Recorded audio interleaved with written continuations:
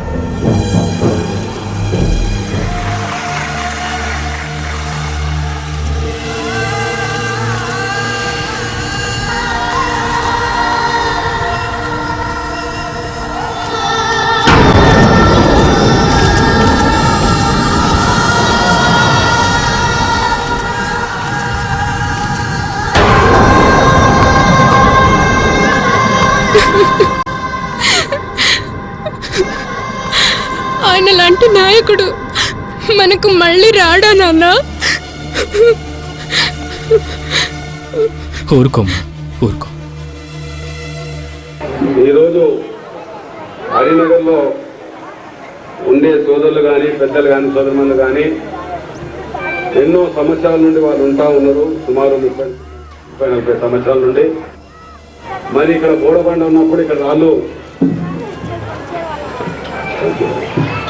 రాళ్ళు కొట్టుకుంటూ ఉండేవాళ్ళు.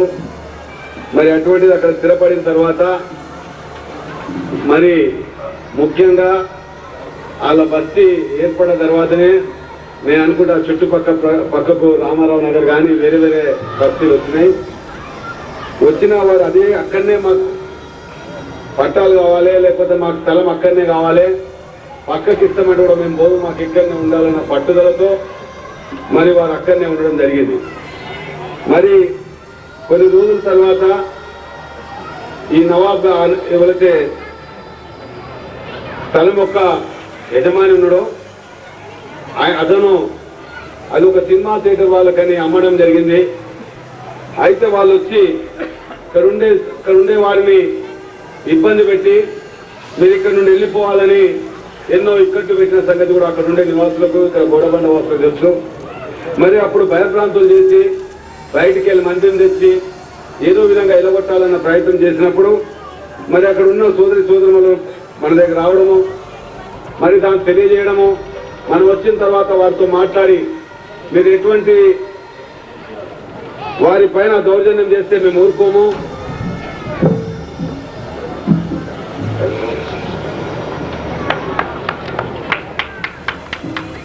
ఊరుకోమని చెప్పి మరి గట్టిగా వారిని ఎదిరించి నవాబ్ గారికి కూడా చెప్పి ఈ స్థలం నుండి ఏమైనా కూడా వాళ్ళు కదిలే సమస్య లేదని కూడా చెప్పడం జరిగింది. మరి ముఖ్యంగా అక్కడ చూస్తూ ఉంటే ఆ ప్రాంతానికి పోయినప్పుడల్లా అక్కడ చిన్న చిన్న పిల్లలు మంచిగా యూనిఫామ్ వేసుకొని తల్లిదండ్రులు ఏ పని చేసిన కష్టపడి రాయి కొట్టినా ఏ పని చేసినా వారి పిల్లలను మంచిగా విద్యావంతులు చేయాలని వారు ఆ పిల్లలకు మంచిగా స్కూల్కు పంపడము ఇవన్నీ కార్యక్రమాలు చేస్తూ ఉన్నారు. నాకు బాగా గట్టి నమ్మకం విశ్వాసం ఉంది. ఈ హరినగర్ నుండి కానీ ఈ బోడబంద ప్రాంత ప్రజల నుండి కానీ ఇక్కడ పిల్లలు బాగా విద్యావంతులయ్యి రేపు వచ్చే రోజుల్లో వారు మంచిగా డాక్టర్లు కానీ ఇంజనీర్లు కానీ ఐఏఎస్ ఆఫీసర్లు కానీ కలెక్టర్లు కానీ కావాలని ఈ అమ్మవారిని నేను కోరుకుంటున్నానని కూడా నేను మీ ముందు మనవి చేస్తున్నాను. మరి మీకందరికీ తెలుసు ఈ బోడబండ ప్రాంతం ఏ విధంగా ఉందే మీకు తెలియదు కాదు. మరి ఎక్కడైనా ఎప్పుడైనా ఈ సారాయి నగర్ పోతా ఉంటే మా జయరాం సోదరులు చెప్తా ఉంటుంది, ఇక్కడ ఏదైనా అబ్బాయికి అమ్మాయిని ఇవ్వమంటే మరి అమ్మాయిని ఇయ్యము బోడబండలు ఉంటే అని చెప్పడం జరుగుతూ ఉంటుండే. ఎందుకంటే ఇక్కడ నీళ్లు లేవు, రోడ్లు లేవు, మా అమ్మాయికి ఇస్తే ఎన్నో ఇబ్బందులకు గురవుతుంది, ఆ ఇబ్బందుల కన్నా మీకు పిల్లని ఏందే మేలని పిల్లని ఇవ్వకపోతుందని చెప్తా ఉంటుండే. మరి అది నిజంగా జరిగింది. ఈ రోజు మనం చూస్తూ ఉంటే మీకు అందరు చెప్తా ఉంటుంటే మేము కూడా ఎన్నో సార్లు మరి ఈ ప్రాంతాన్ని ఒక జూబ్లీహిల్స్ బంజారాలుగా తీర్చిదిద్దుతామని చెప్పడం జరిగింది. మీరు చూడండి, ఈ రోజు బంజారాలు కానీ జూబ్లీహిల్స్ ప్రాంతానికి వెళ్ళండి, అక్కడ ఒక్క సిమెంట్ రోడ్డు కనిపించదని నేను దృష్టికి తీసుకొస్తున్నాను. అదే బోడబండ ప్రాంతానికి వస్తే మరి national highway road, Bombay highway road నుండి ఇక్కడి వరకు కూడా సిమెంట్ రోడ్ ఉన్న సంగతి మీకు తెలిసిన విషయమని నేను దృష్టికి తీసుకొస్తున్నాను. మరి ఇక్కడ మెర్క్యూరీ లైట్లు వేయడం జరిగింది. అప్పుడు కర్మాగారంలో పనిచేసే కార్మికులు సెకండ్ షిఫ్ట్ చేసిన తర్వాత ఇంటికి వెళ్ళాలంటే లేదు, మేము వెళ్ళము, చీకటి ఉంటుంది. మరి ఏ సమయాన ఎవరు బెదిరించి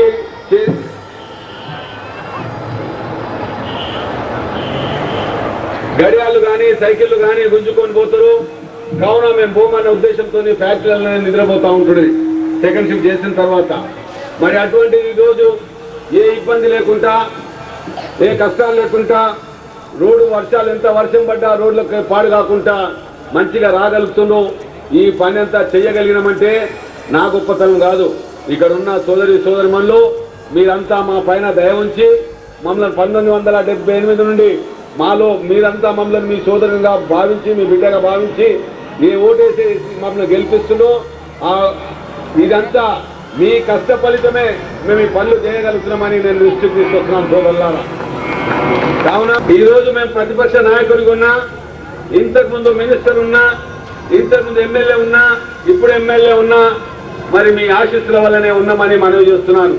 మరి మినిస్టర్ ఉన్నా మీలో ఒక్కలము, మినిస్టర్ లేకున్నా మీలో ఒక్కలము, ఎమ్మెల్యే ఉన్నా, సిఎల్పి లీడర్ ఉన్నా, మీరు ఏ అవసరం ఉన్నా అర్ధరాత్రి వచ్చినా మేము మీ సోదరునిగా మీ వెనకాల నిలబడతాము.